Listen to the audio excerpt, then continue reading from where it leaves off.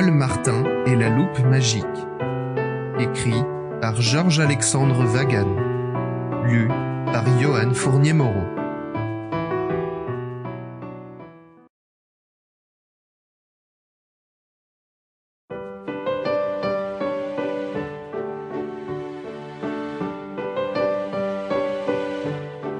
Prologue.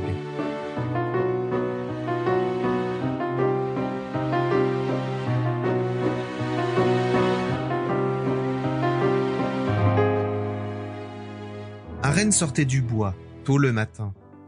Sur son dos était assis un petit garçon, et devant lui s'étendait un long champ blanc, de l'autre côté duquel on pouvait apercevoir la ligne noire de la baie. Dans le ciel étincelait de 1000 feux l'aurore boréale. Elle passait du vert au bleu presque violet, et lors du passage de l'un à l'autre, elle était teintée d'or. Ce tableau céleste était réfléchi sur le blanc de la neige, de telle manière qu'il était difficile de distinguer le ciel de la terre. On pouvait voir que le renne cherchait quelque chose avec beaucoup d'entrain sur le tableau qui s'étendait devant lui, la pièce manquante au puzzle, celle dont le manque floute l'image.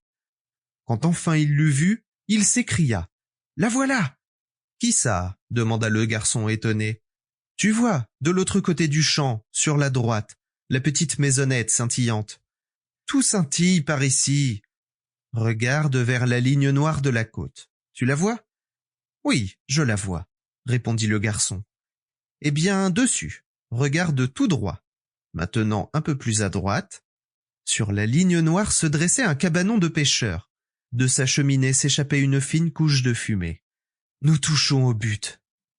Le renne, qui se trouvait sur une colline qui marquait l'orée de la forêt, prit son élan et bondit vers le champ, ce qui donna au petit garçon l'impression de s'être envolé.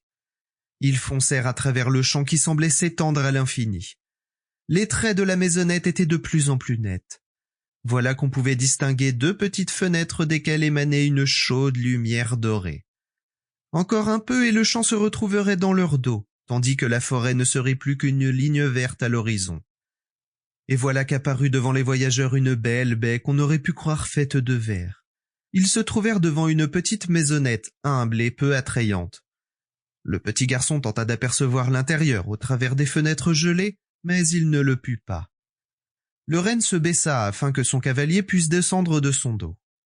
Le garçon sauta habilement du dos hirsute et se retrouva devant la porte. Elle était de bois et des jointures de fer. Sample complete. Ready to continue?